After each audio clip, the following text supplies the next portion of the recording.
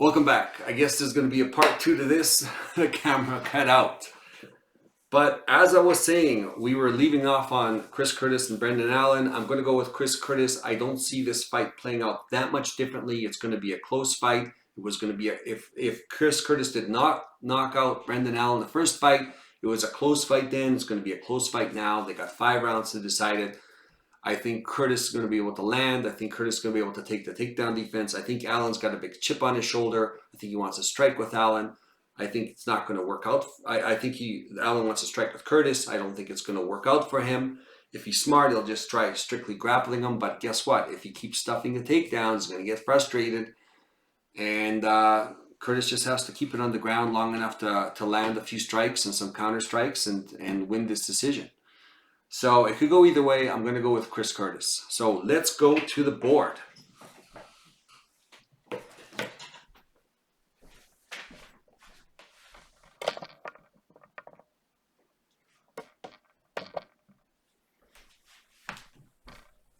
All right. Once again, not financial advice. Bet only what you can afford to lose. This is how I see it, from most confident to least confident. I mean, granted, when you get to this level, I mean, all of these 3 guys are going to be, they could be all in number 1 in the first spot. For lack of a better way to do it, I kind of listed them off. I could have put them, Bahamondes there, Morona there, Walker here. So, I mean, you get the gist of it. This is how it's going to flow of my most confident as in what I'm seeing, because there's certain things that I might not be seeing as well, and I'm kind of got them down here. There's certain ones that, scare me because of how big of underdogs they are.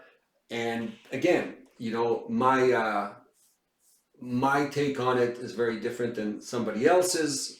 Again, do your own research, compare it to what you agree with, use what I've given you, maybe compare it to what you think, see if it coincides or if you disagree with it. And maybe, to me, I'm going to bet on these ones individually, and I'm going to have some parlays set up as well. So, take it for what it's worth. Most confident, Walker, I mean, he's being brought in. He's a big guy. He's fighting the lowest level guy they can find him. A guy who's susceptible to takedowns. They're setting this up for him.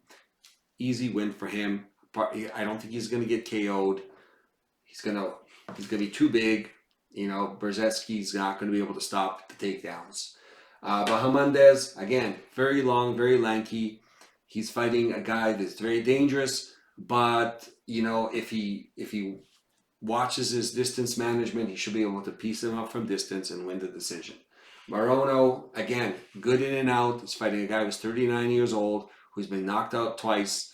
I think they're doing both of them a favor. They're putting in a guy that Morono couldn't beat because he's fighting some really, he fought Buckley last time. It was a hard fight. Buckley is definitely really up there. And he survived it. And then apart from some weird KO from McGee, Morono's going to decision it. And McGee's not going to be knocked out and I think they're giving him a break because he's been KO'd by some heavy hitters. Morono's not that heavy hitter. He's going to hit volume. Morone's going to be the pick. Almeida, you know what? I don't know what I'm seeing, but I really like this guy. I don't know why. I see him. He looks very, very strong in those grappling exchanges. Very confident. Don't think they're giving him as much credit. I think he's going to knock this Budka out. I like what I'm seeing from this guy. I could be wrong. Could look like a fool. We'll see what happens. But yeah, this guy looks...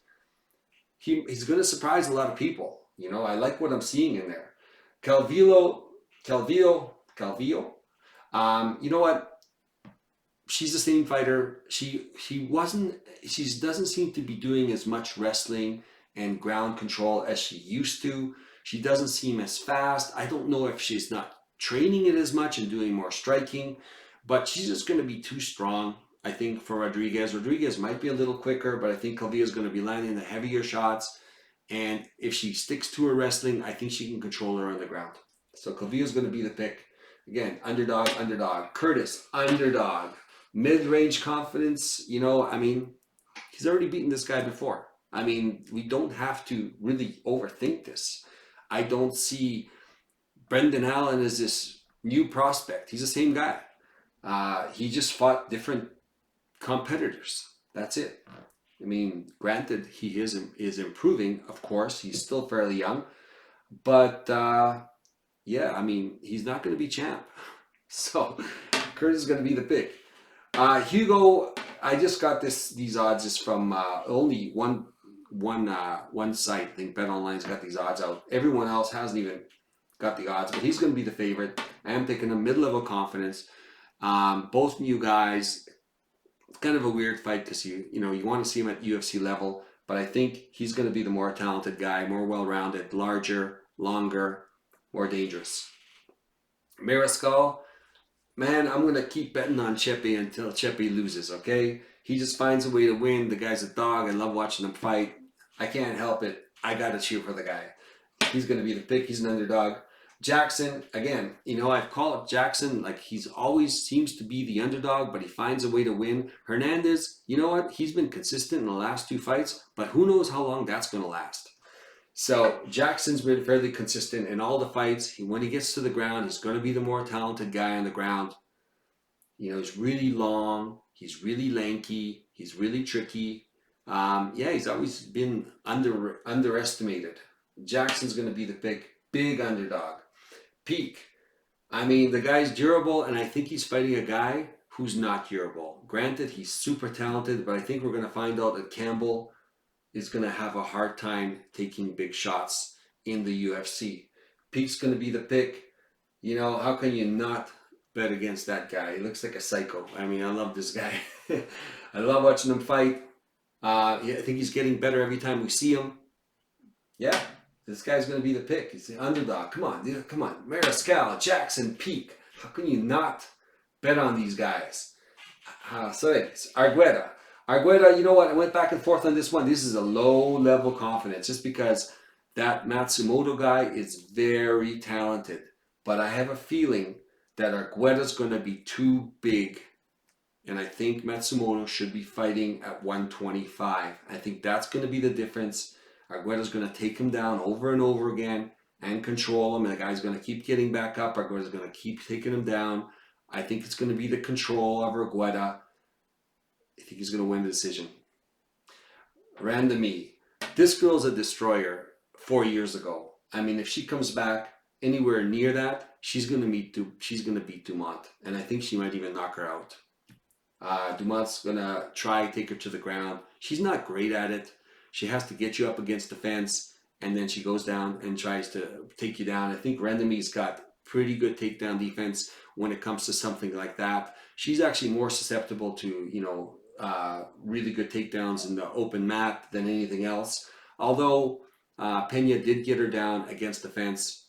But Pena's just a relentless grappler. I mean, she even took down Nunes, right?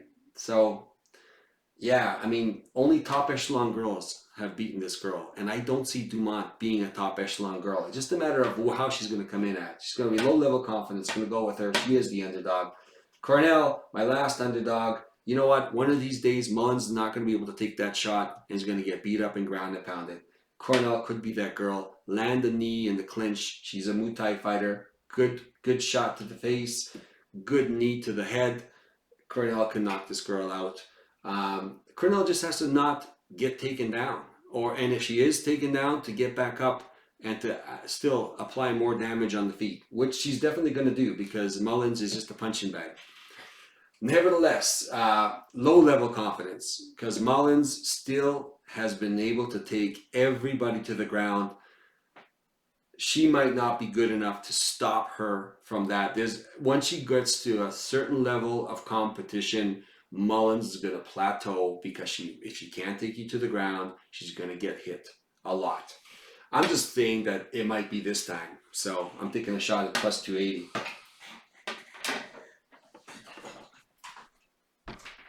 What are we doing here? Okay. 1, 2, 3, 4, 5, 6, 7, 8, 9. 9 underdogs. It's pretty crazy.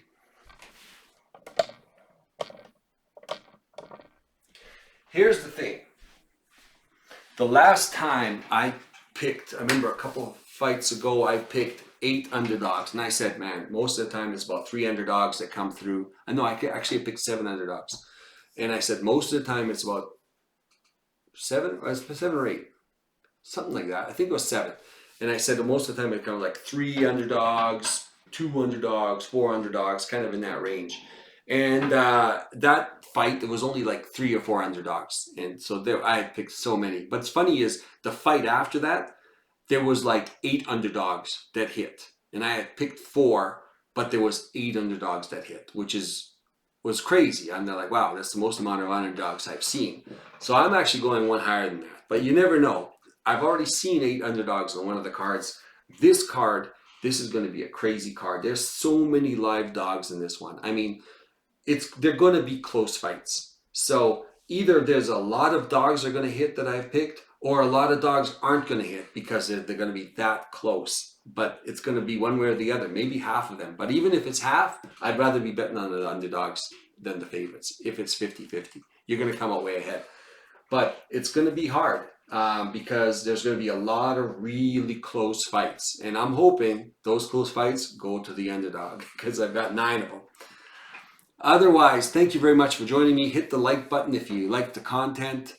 Helps with the algorithm. Leave a comment. Let me know what you think as well. I'd like to see what if you're agreeing with me or if you're disagreeing with me, and who you got as your favorites as well. Hit subscribe if you want to be notified the next video comes out, because it's kind of a little all over the place.